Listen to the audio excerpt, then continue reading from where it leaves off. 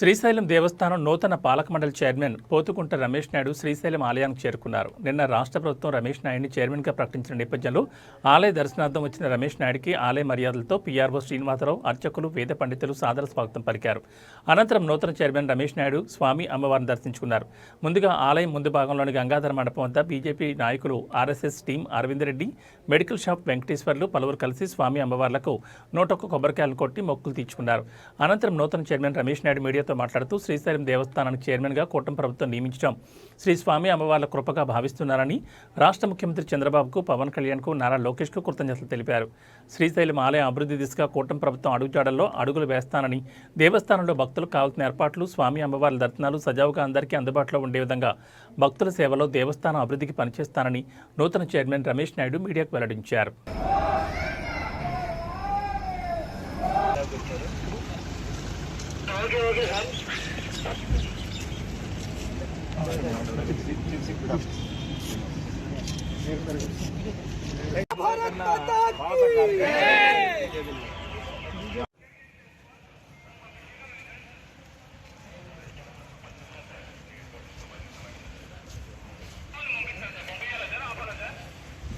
కొంచెం పైకి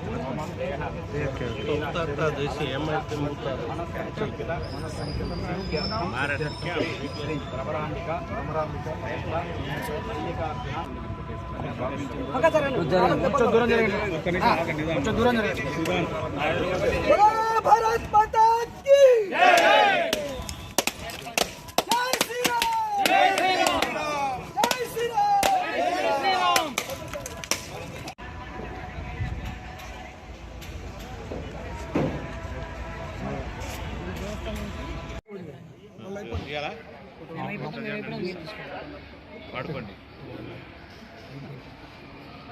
రెడీ.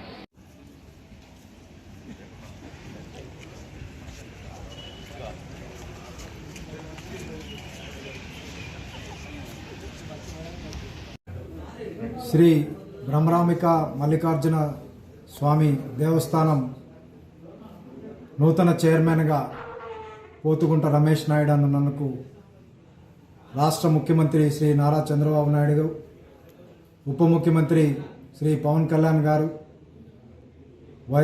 వైద్య ఆరోగ్య శాఖ మంత్రి సత్యకుమార్ గారు, విద్యాశాఖ మంత్రి నారా లోకేష్ గారు, బీజేపీ రాష్ట్ర అధ్యక్షులు శ్రీ పివిఎన్ మాధవ్ గారు, వీరందరి సహాయ సహకారాలు, వీరందరికీ ప్రత్యేక కృతజ్ఞతలు. నాకు చైర్మన్గా ఈ అవకాశం ఇచ్చిన ఈ అవకాశాన్ని స్వామివారి సేవకు వినియోగించుకుంటానని, అలాగే ముఖ్యమంత్రి వారితో మాట్లాడిన తర్వాత ఇక్కడ ప్రమాణ స్వీకార బాధ్యతలు తీసుకున్న తర్వాత నా యొక్క కార్యాచరణ శ్రీశైలం క్షేత్రంలో ఎలా చేస్తే బాగుంటుందో అప్పుడు వివరిస్తాను.